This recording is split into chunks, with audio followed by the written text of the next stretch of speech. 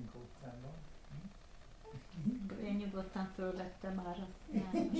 Szóval el kellett ennek az időnek jönni. Persze, hát most már merem megfogni, anélkül, hogy eltörni a Na, oda tette neked ezt így, miért nem menjünk vissza?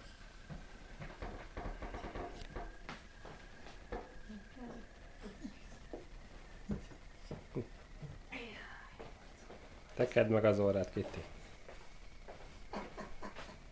Mi van? Lelarabtál, ugye? Lelarabtál? Nem. Igen?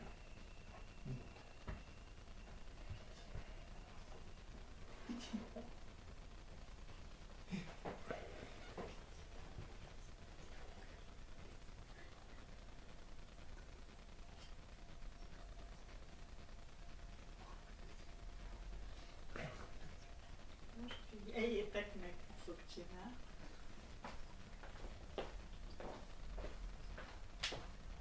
Várj egy kicsit, mert most veszem a videót. Hagyom. Jó.